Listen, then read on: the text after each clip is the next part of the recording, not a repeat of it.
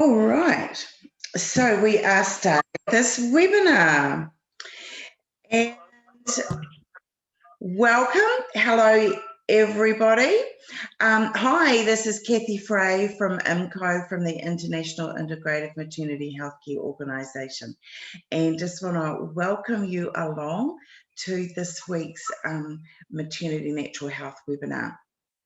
And very pleased today to be introducing Teresa to you. Teresa, give them a wave, darling. Hi, my name's Teresa Robertson. I live in Colorado, and I'm thrilled to be joining you guys today. Yeah, it's just wonderful to have you here, Teresa. Just for those of you who are not completely familiar with Teresa, she's been a counsellor since 1996 and has been empowering her clients in person nationally and internationally, supporting them in connecting and communicating with the spirit of their baby or their spirit baby, which we'll talk more about. Look, her diverse education and experience and training is pretty fascinating when you dig a little deep in there. And as she's got a master's in prepared certified nurse midwife, an intuitive counsellor, and that enables her to serve her clients as a bit of a translator and a bit of a coach between the worlds of intuition and Western allopathic medical approaches. And her work has helped with fertility situations and to heal and resolve pregnancy losses such as miscarriage and abortions, and to heal or minimise pregnancy complications, and to assist adoptive parents with their unborn children. And what we're going to be talking about today particularly is women communicating with their unborn or their newborn baby to optimize the woman's fertility, her pregnancy, the birth and beyond, because really that is, as Teresa says, it's a birthright.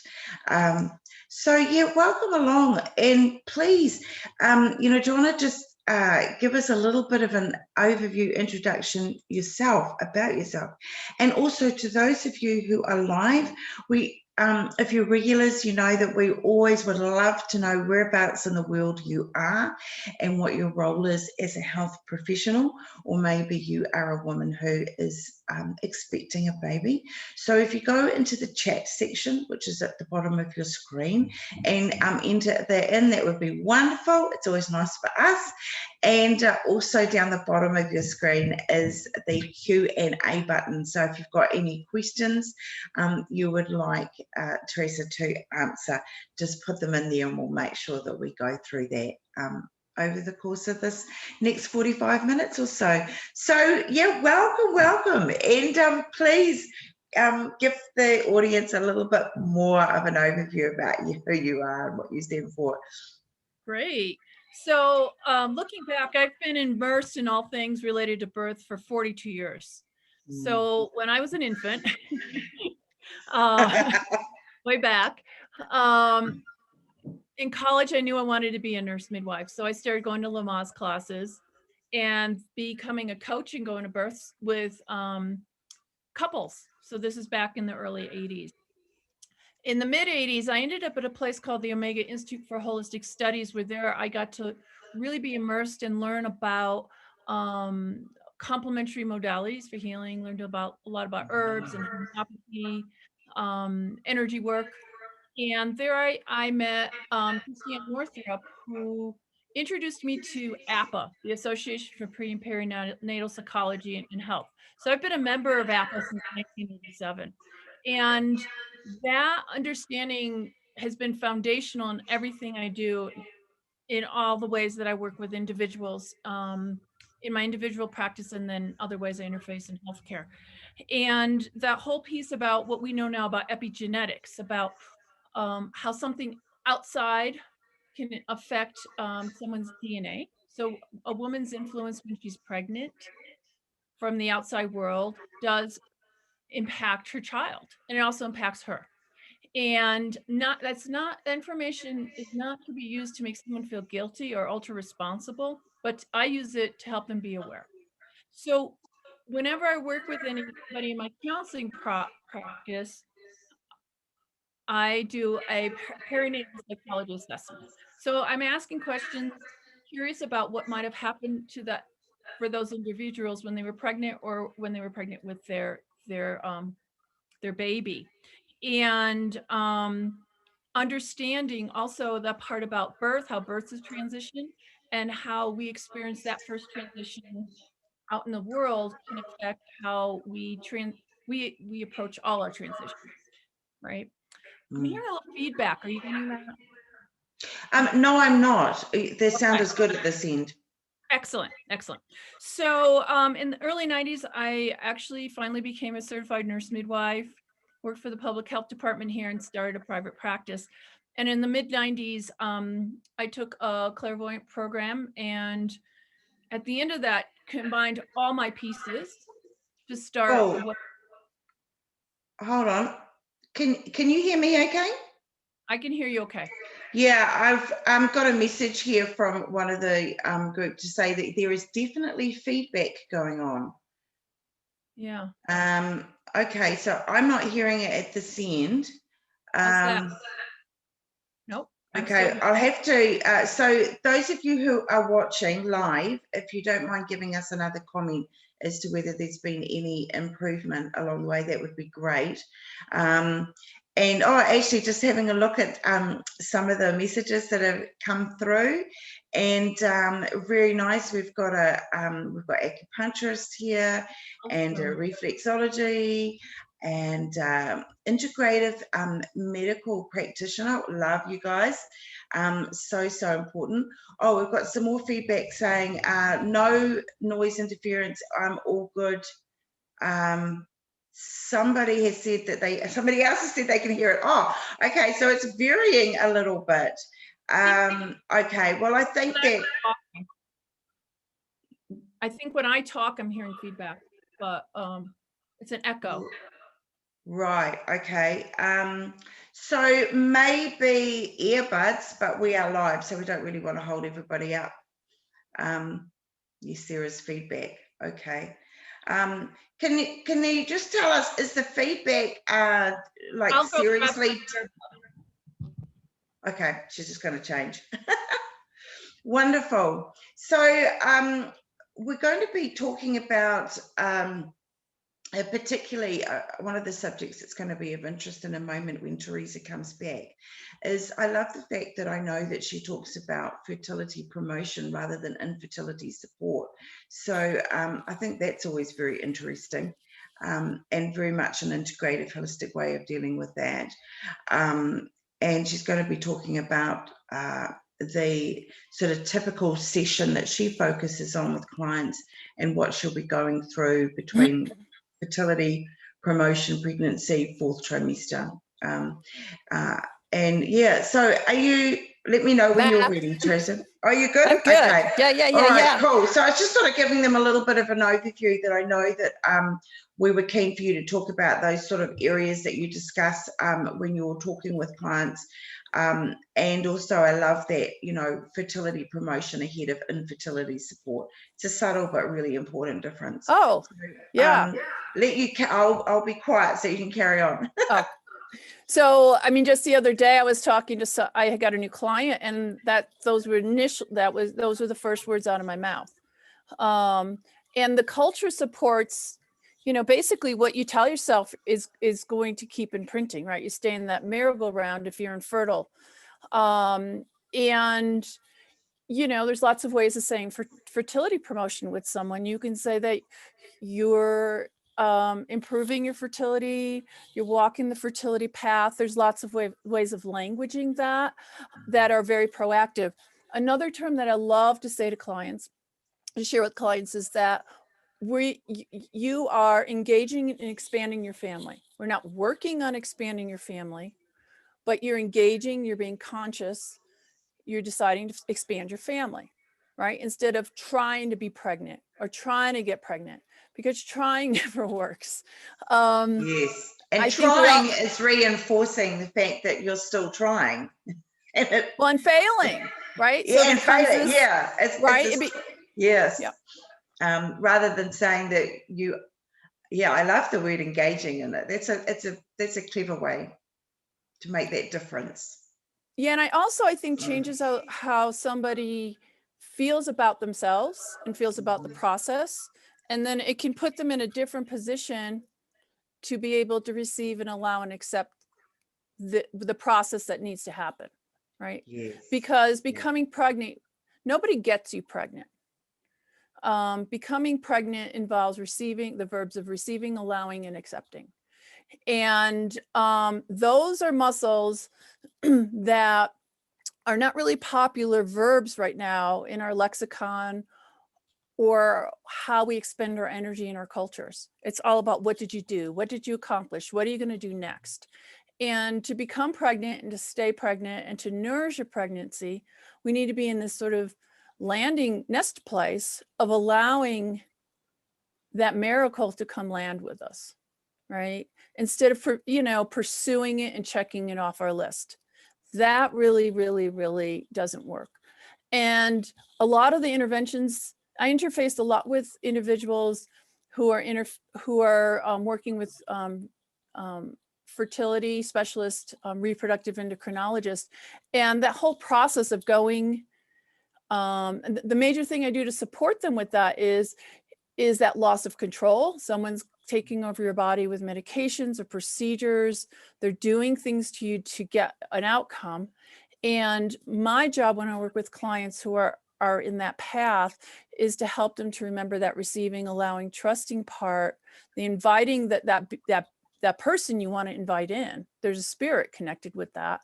Starting to create a relationship with them so they understand what that being needs to come and land. And it's putting themselves in a position, paradoxically, to go slower so this being can land. So yes, and that's where we come into this whole sort of topic that we're kind of focusing on today is, how do you connect with the spirit of your unborn or newborn baby? Mm-hmm. How do you know that you're not just imagining answers, and you're not just talking to yourself? So I will be including 2 meditations for afterwards. That one is for someone who's pregnant and one's a general meditation. The general meditation. Sorry, I'll just interrupt there. So what we're talking about is those that are registered to attend this webinar will be receiving an email tomorrow, which will have that information. But of course, before we wind up today, we'll make sure that those who are not receiving that, who are watching this webinar, later down the track, will be able to know how to connect with you and get copies of that. Absolutely. Yeah. So the essential parts is the way I teach it, and everybody, there's a lot of different techniques, but the concrete way that I've been teaching this since '96 is having somebody ground, connect to the earth, connecting to the sky, sort of like a tree, right? We're connected to above and beyond, above and below, and then having our container, because we want to have a separation between us, and we want to have a separation with that being, right? So that it doesn't get blurry. So you can make a distinction, right? So you and I are speaking right now. You're on your screen, I'm in my screen, and we're having a conversation. And it's really clear what's yours and what's mine. And so when I'm teaching somebody how to connect, I'm always encouraging them not to get really caught on that it has to be a seeing experience, that it could be an experience that's something they feel in their body. They might just feel warm, or they might just know something, or they might hear something, or feel something, or smell something. And so it's very much like having a conversation. I'll have the person I'm working with ground, making sure they have their boundary intact, and then create a bubble with a grounding cord and ask that being come in. And then we just start really simple questions. So starting really simple, like, who are you? And then the other important part, it's the stuff that comes immediately. That's the stuff. That's the message, right? So if you're thinking really hard and like, I'm not hearing anything. So then just take a breath, ground, come back and ask again, who are you? Or why are you here? And then be aware of the first thing you're noticing. And then it's sort of like talking like any other conversation. You might get a sensation of that being feels like a color. Or you might, a lot of times people feel like the being connecting with their heart or their womb space, or their hands. And it's almost like, a regular conversation where you're asking questions and getting information back. So on that meditation, I really like how you're explaining that, and that it's basically what I've said to women myself, is that it's like there'll be a physical manifestation. The hairs up on, like goosebumps on your arms, hairs up on the back of your neck, butterflies in your tummy or something. There's that, and you're describing so many other ways that still that kind of, it is like a little bit of a physical manifestation that happens, that goosebumpy sort of thing. And I love the fact, which I just want to emphasize to the audience, that your comment that it's your first thought that comes in, because it's the thought that you didn't think about, you didn't give thought to. The thought came to you. So those physical manifestations and that first thought that comes in that you haven't had a time to think about thinking, that's the golden moments, isn't it? Well, that's the truth, right? And the other thing, a lot of times I'll work with couples. So it could be, a partner. And sometimes I'll warn the pregnant lady that don't be surprised that that he or she might be like getting more information than you, right? Because there sometimes the partners are a little more, it's not happening in their body and they're not feeling all this stuff of as much responsibility, right? Or guilt that sometimes women feel. And feeling like they have to do everything perfectly, which is the bane of women's existence right now, that they can't do anything right. So a lot of times it's just fun to watch that where the partner will go da da da da da da. And then I urge the pregnant client, like, you go back and practice it on your own, right? And play with it for yourself. And maybe try doing it when you're walking and in motion. Right? We don't have to sit and be all quiet and serious. So maybe you're going for a walk and you're saying, hey, isn't it a beautiful day? And just, ask that the being come along with you and then having that interaction there.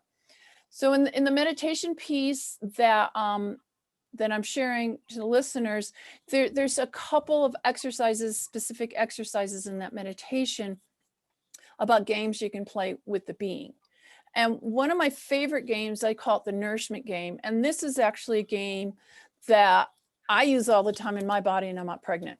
So, because I've been teaching it for so long. And it's just a really simple game of asking the being, hey, what are you growing today when you're pregnant? Hey, what are you growing today? And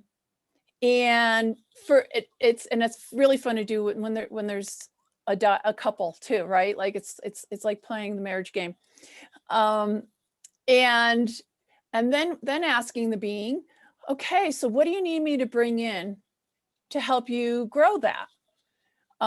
So I start with food, I move to drink and supplements and then activity. And so, what kind of food do you need to grow your heart? They say heart. And then what would you like me to avoid? And going the same thing around supplements or drinks. And then activities. And with activities, I add in what I consider activities are making love, taking naps, those kind, getting massage. Those are activities, right? And so I think a lot of times we all have fear. Am I doing the right thing? Am I eating the right thing? And I think that's a really nice, authentic way of having this communication with your body and this being that feels authentic. And then when you actually bring that food in, say you got, broccoli, and you bring in the broccoli, just really feeling how it feels to eat that, right? So I have that experience a lot if my body is out of balance. Like if I'm feeling sick, my body will start telling me, because I've taught that for probably 30 years now. So you don't have to be pregnant to play that game. But that's just like a really concrete way of connecting. I also believe that women have been connecting forever with their unborn baby. And I think it's something in some cultures that it's talked about and built on, what it looks like and what it feels like.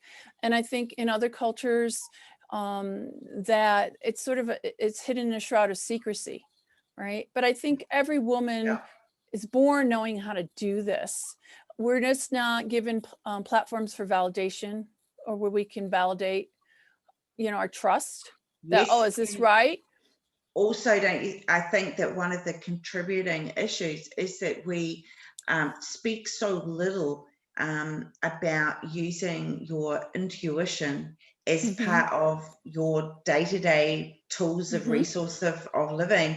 And, I think that women can often struggle in the postpartum when they realize, sometimes for the first time in their lives, that they have to use something called mother's intuition, and they've never used their intuition, let alone mother's intuition.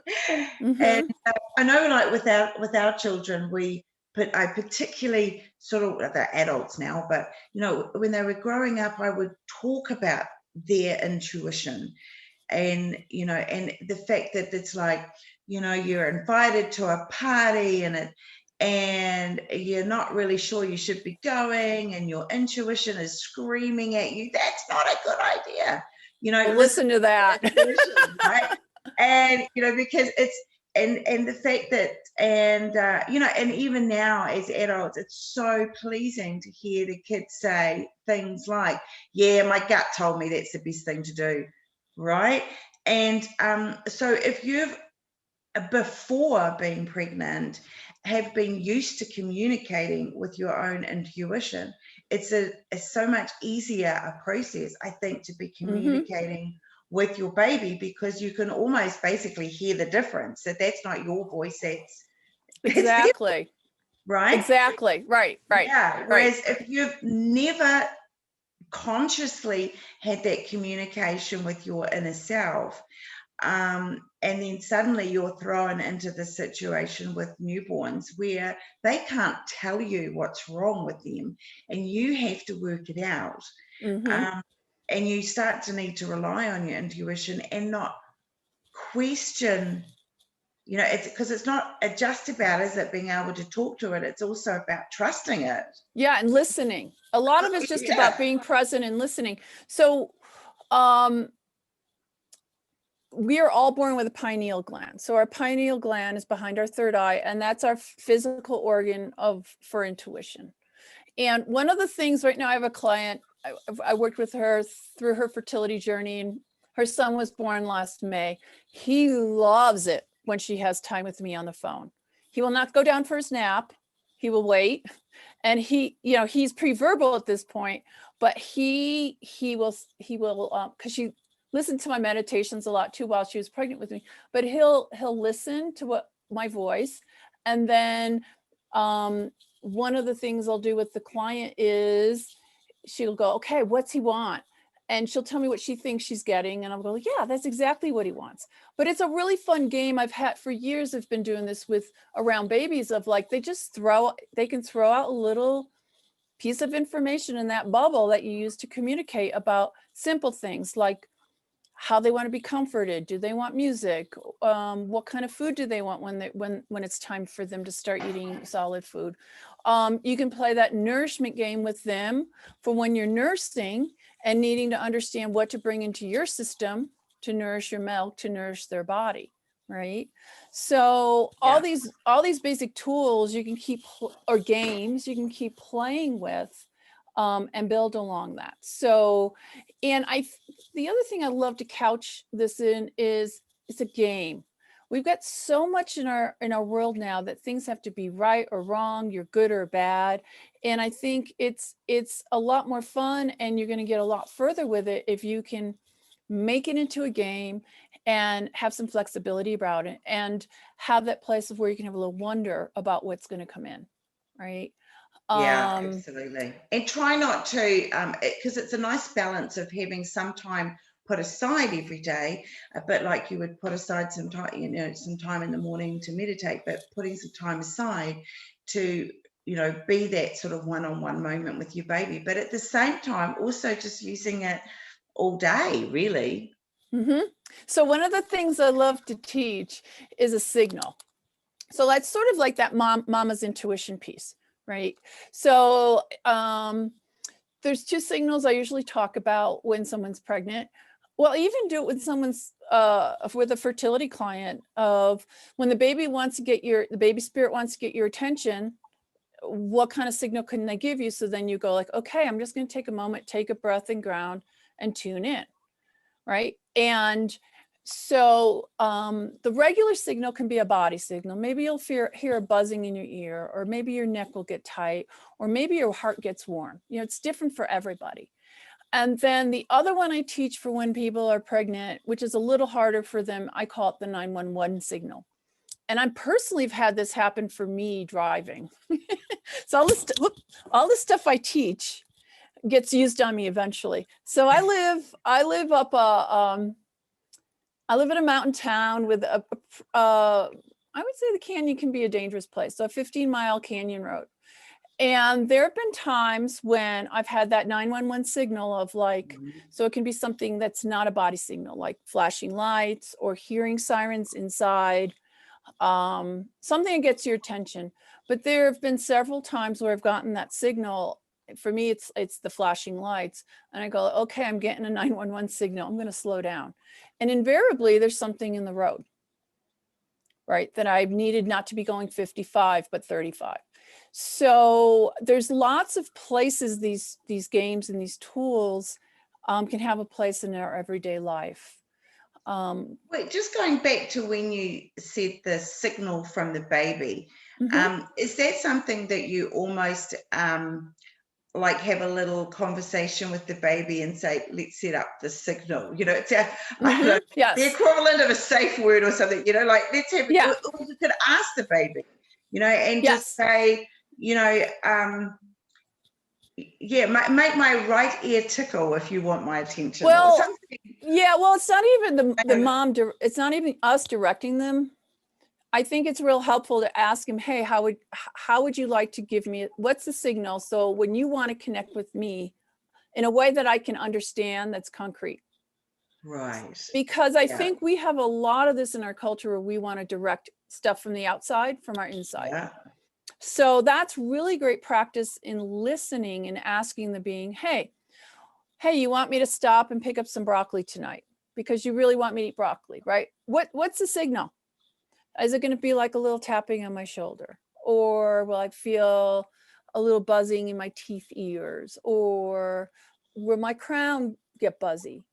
You know, and being aware of what your particular, it's just like we have different ringtones on the phone for different people that call us. It's the same thing.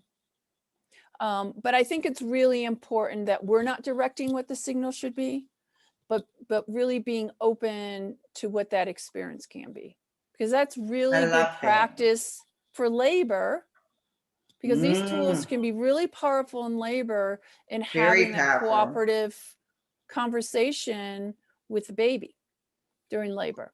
Absolutely. Yeah, it's very, very true. And I talk of that as a midwife who's, you know, caught hundreds of babies, and it's very true. Right. Yeah. And so, and it really can help the mom to understand, hey, what position do I need to be in so your head can get into a more favorable position, right? And asking the baby to move. You can also say, hey, listen, it'd be you're really great if you got off my sideways. back. Yeah. But we need you to move. Along with that, it'd be really helpful if you get off my back. What do I need to know to help so that we can work together to do that? right? So it's, again, love not a that. direction, but it's this cooperative give and take. And that comes back to labor, where women are intuitively changing their position. You know, and they, you know, sometimes the women do need that guidance of suggestions of some different positions, because they're a little bit lost in the moment. But those women, but when they're very in tune with themselves, their own intuition, and then subsequently their babies, they know the positions they want to get into. Absolutely. It's really amazing to sit back and watch, you know. And I'm just trying to think what we want to. I don't want to take us off topic because I love talking about labor. So what else have I got on my little list I want to ask you? So, look, I know that you mentioned using perinatal psychology assessment, but do you want to just give us a few minutes on sort of what that entails, and why do you sort of find that really invaluable? And I guess also, I know that the question will be in some listeners' mind as to, is this a gestational related thing? You know, is there a time at which you can start to talk to your baby, like when is the soul connected? So it'd be interesting to see. You have to ask two different questions. Let's start with the second one first, and then I'll talk about why I use the perinatal assessment for any of my clients. They don't have nothing. It could be a man who's coming to me because they want to do a career change. I mean, anybody. And I find it very, very valuable. So what was the second? I just lost the second question because the second question was about gestation related. Sorry. You know, I think everybody has a different belief around when spirits land. And my personal belief is that, you know, we keep coming in. I mean, if anyone has ever seen a baby sleeping so hard and you go like, are they still alive? I mean, my experience of that is that spirit of that baby is off in its astral body traveling, right? They're still connected. So, you know, we pop in and out of our bodies all the time. When I have a personal belief that may not be in alignment with everyone, that, you know, the baby comes in and out throughout the pregnancy. When I'm working with women who are having a lot of nausea issues, vomiting issues, we'll play a game with the baby and ask the baby to come in a little slower. Because I think that's one of the variables, because what we're doing in that first trimester, we're building another whole body. And then we also have an energy system that's flying in and out, right? You know, as a out. midwife, I would absolutely have to agree with that. And I have seen so many times when the baby is born and it honestly looks like an empty vessel. And then suddenly it just pings. And I'm not talking about its first breath, but you can... Where they're embodied. Yeah. And I would have to say I found that particularly with very fast deliveries, or very fast births, I should say. And it's almost like sometimes the baby themselves is caught off guard. Like, oh, shivers, I'm here. Yeah, or this is how this works now. Yeah, right? I better get into that body real quick. Yeah. And you can just feel that energy arrive into the body at a spirit level within the vibration of the room. So if that's what happens at birth, that I think every so often you've got a baby who's the body's arrived slightly before the spirit. We're talking of, you know, seconds, but so it would make sense that they are doing that throughout the pregnancy. Yeah, I mean, that's my personal, I think, you know, there's a lot of different spiritual beliefs that hold different tenets on that. And that's whatever works for somebody, but especially in that first trimester, it doesn't work all the time, but a lot of times you can ask the baby spirit, hey, can you just hang up on the ceiling for a second and then come in slowly? A lot of women will feel a little, they won't get those waves that happen sometimes. So the Interesting. I love that. the perinatal psychology intake that I do, I sort of put it together. I actually did a lecture at one of the APA conferences, I think about 10 years ago, about this. This little assessment that I created based on all the information I've been reading in the journals over the years. And it's just a really basic one where I'm curious about if someone was planned. So, you know, you're looking at was that were they welcomed or not, right? Did they feel like they're in the way or not? Curious if where they are in their birth order. Curious if they were the right gender. Curious if was there anything really stressful happening to their mother and in that mother's environment when they were pregnant. So you know, that's that whole epigenetic piece of, you know, what's going on with the mom and the cortisol and fear and stress. Did the mom smoke? Because smoking has a physiological impact on the baby, right? Baby loses 30% of its circulation without notice. So when I used to work in doing more prenatal care with a lower income population, if there was a mom that was still smoking, I didn't lay a guilt trip on her. I would say, hey, listen, just warn your baby that you're going to take a puff so your baby can get prepared.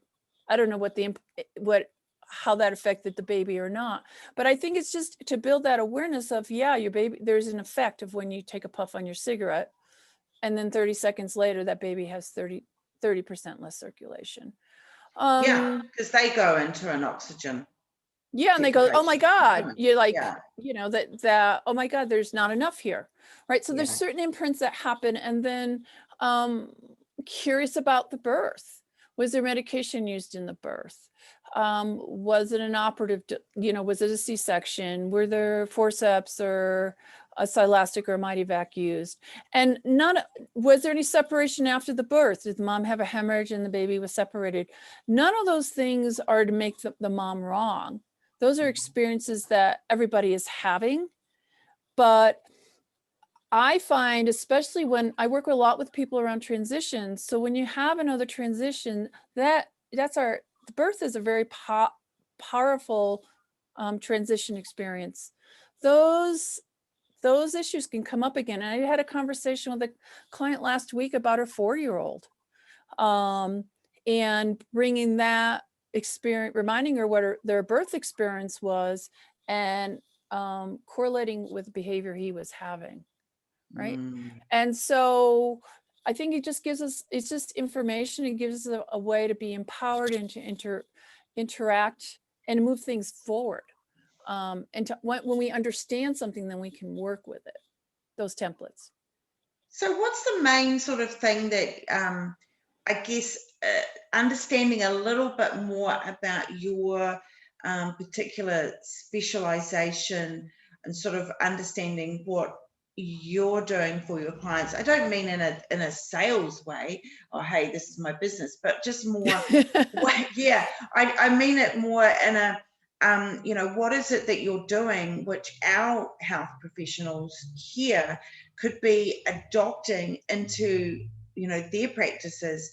I'm thinking, well, obviously the meditation links that those who registered, they can pass those on to their clients, because obviously we've got birth practitioners and maternity therapists from all over the world. So yeah, talk to us about sort of, without having all your master's knowledge and what you're doing. Right. What's some basic things that we can do for our practice? So I think what you asked, what we talked about before, is like, what makes my practice unique? So what makes me unique is that I have an allopathic healthcare background, right? So I know, like for my clients, my fertility clients are going to the fertility clinic. I know the drugs, and I know I can look at their labs and that piece. So I have that piece. Then the perinatal psychology piece is a huge piece of what I do with people in terms of that mind-body piece, right? Really being curious about, I have clients do journaling about what are their beliefs about like fertility or pregnancy, and the stuff that comes up that's less than pleasant, we go, okay, where does that live? And then we do an intuitive dialogue with that. I think probably the most unique piece is that consciously talking about that there's a spirit baby there, there's another entity there that needs to be part of the conversation. Right. And part of that experience. And I think there's a lot of ways that practitioners can do it. When I was still working with ladies prenatally in a clinic, you know, we used to draw on the belly. I don't know if people still do that. I used to love doing it, especially when there were siblings along. You know, you take a water-based marker and, you know, you draw the baby, how big the baby was, and put a big heart where the heart rate was. And, you know, taking something really simple like that to make that connection, there's somebody else there, right? And how do you start making space for that somebody that's there, whether they're in your body yet? I think part of the issue with fertility for a lot of people is their mind wants to have a baby in their heart, but they haven't made space either in their body and their routines or in their lifestyle. Yeah. And so if you're constantly they running might cortisol, they might be sort of busy, you know, sorting the pram and sorting the car seat and painting the baby's room, but they haven't actually made that room.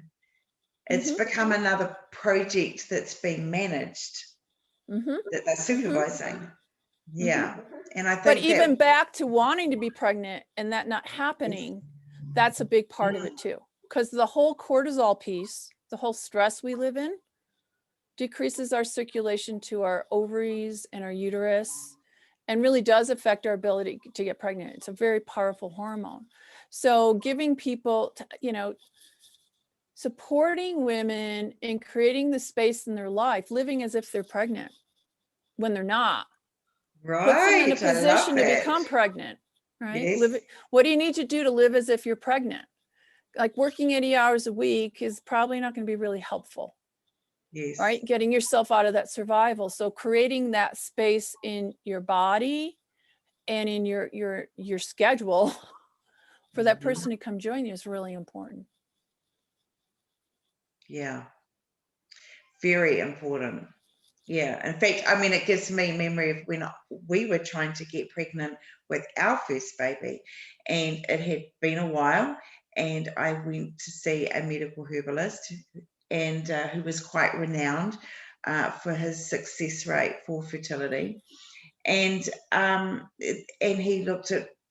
he assessed me and said, well, there's no room in your schedule. That's exactly what he said. There's no room. And you need to dial it down. And I did have a busy schedule because, you know, I was we all do. Yeah, but, you know, I was in that kind of executive mode of, you know, lots of breakfast meetings and dinner, you know, evening functions, and I was in the travel industry, so I was flying every second or third week, and I thought, he's so right. I can't fit a pregnancy into the busyness of this life. He goes, you need to dial it down, and I did, and I left that industry, and went and did some very basic little simple bookkeeping from home, and that's when I fell pregnant, because there was space. And so that's a very, you know, so when you say people are not making space, I'm a very real example that made all the difference in the world. Yeah. It's fascinating. And I remember him saying, your body's way too busy at the moment to fit in a pregnancy. The other thing I would love to share with people is before you, I need to write a book called Before You Start Trying, because having worked so many years in family planning too, we sort of scared women to say, okay, the moment you stop your contraception, you're going to get pregnant. And that's not what happens unless you're like 18 or 20, right? You've got years of telling your body, no, please don't do this. And then we think we're going to flip a switch. And especially with all the information that's coming out around chemicals affecting sperm and our general fertility, I really think it's if anyone's thinking about expanding their family, I would really invite them to think about it being a year's journey of preparation, right? So that you're both going together, if there's two people involved, you know, refining your diet, taking out any kinds of toxins, maybe doing a cleanse, slowing your life down to put yourself in that position instead of stopping your contraception, freaking out 3 months later, 4 months later that, okay, we might get dog bombed now. That you're, it is what you're saying is absolutely real. Yeah, and then you're on the reproductive endocrinology. Yep. And they're like, you know, and I'm a, myself and an obstetrician and some other health professionals run a Facebook forum called Ask the Maternity Gurus, where we answer questions which women are struggling to get answers to. And it's such a common, you know, comment is that I came off contraception 2 or 3 months ago and we're still not pregnant. What's going on? And you're like, well, honey, you know, for the last 10 years, you've told your ovaries not to ovulate. So they need a little bit of time to... Well, and the whole hormonal system needs to get recalibrated, right? Yes. So that's where things like acupuncture, Yes.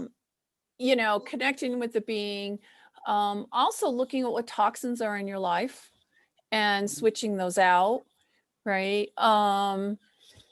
Really, really, really important. But we sort of live in this instant culture. You think, okay, it's going to happen. And then when it doesn't happen in 6 months, then we're in another place of forcing the body with intervention and then feeling like a failure, right? Instead of really understanding how does the system work. I love Tony Weschler's books, Taking Charge of Your Fertility.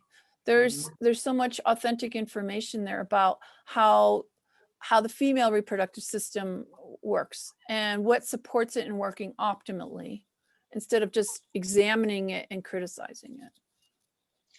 How are we doing for time? Oh, so we're getting towards the end, but one thing I'll just interject here is that you have mentioned APA a few times, and for those who aren't familiar, you can Google them. It's APPAH, isn't it? It's birthpsychology.com. Yes. Yeah. Birthpsychology.com. Yes. So website, yeah, birthpsychology.com. Yeah. And we've had quite a few EPA guest people on here, you know, people who are part of EPA and be part of these webinars. Absolutely amazing organization. And it's been around for, you know, quite a few decades now. But as we're coming to a close, is there anything else that you would like to add, anything we've missed? And, you know, please add in how people can reach you as well. No, I think even though, you know, it's been very authentic because we've moved here and there, sort of, because it all connects. It's all the same skill set. It's just who you're going to apply it to helping. So you can find me at livingintuitivecounseling.com or birthintuitive.com. They all land in the same place. Teresa at livingintuitivecounseling.com. You can call or text me. I can put my number in the chat at 303-258-3904. And, you know, I work with people everywhere. I have clients in Europe, clients in Australia, New Zealand, and in the US. So I see people, I sort of switched over to Zoom phone call, and I have a sense in the next month or so, I'll probably be transitioning back to being able to see clients in my Boulder office. Right. But I haven't been doing that yet. Yeah. But I think we're getting closer. Yeah. It's been a crazy years, that's for sure. It's been very unusual. Yeah. Yeah.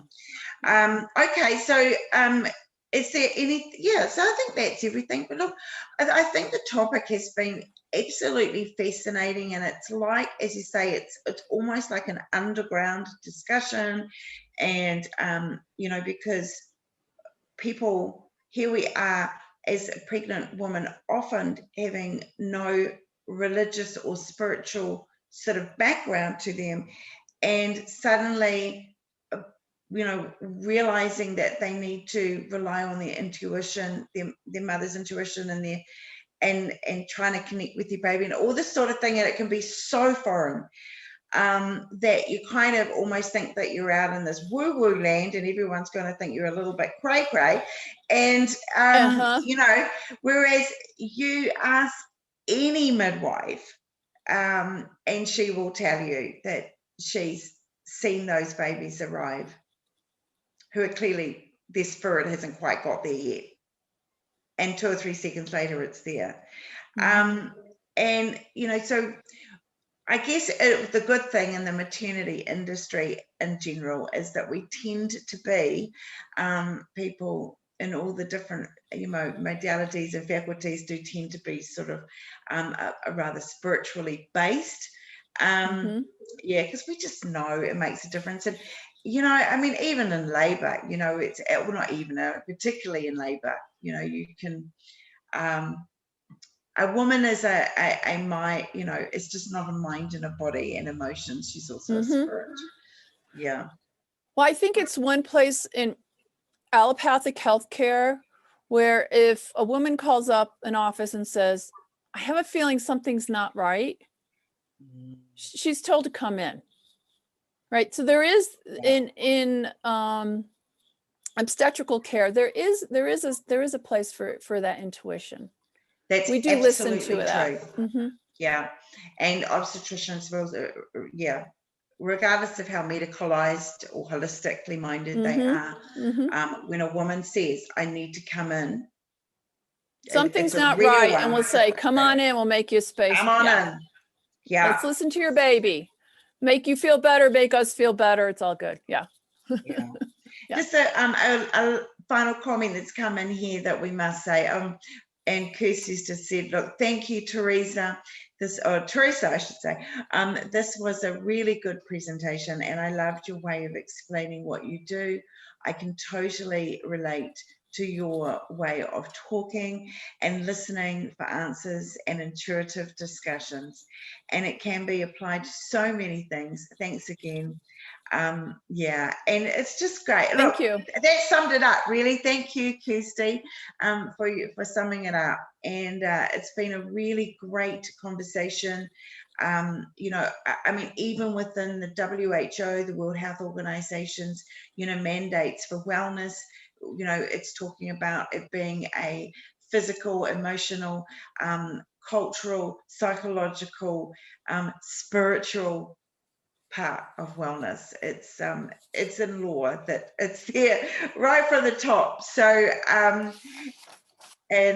boy, if you're a midwife that doesn't rely on your own intuition, right, we really rely on our own intuition as well, hugely.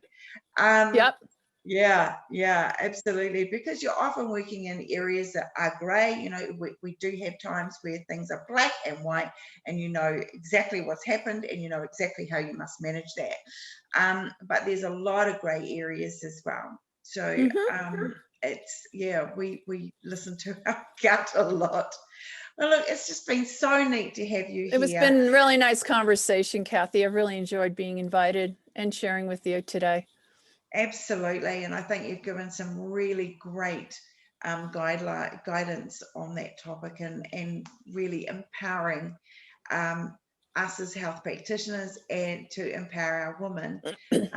You know, we need to get over our uncomfortableness on that topic, because they're probably thinking about it themselves, if we have any uncomfortableness on the topic. So yeah, thank you so much. And thank you. Thank you everybody who has tuned in live. We always appreciate you guys who are here live with us. We understand everybody can't be live, but we appreciate your time, and I look forward to seeing some of you next week as well, and ongoingly. Thank you so much. Thanks so much. And yeah, everybody have a wonderful rest of your week. Bye, Teresa. Bye-bye.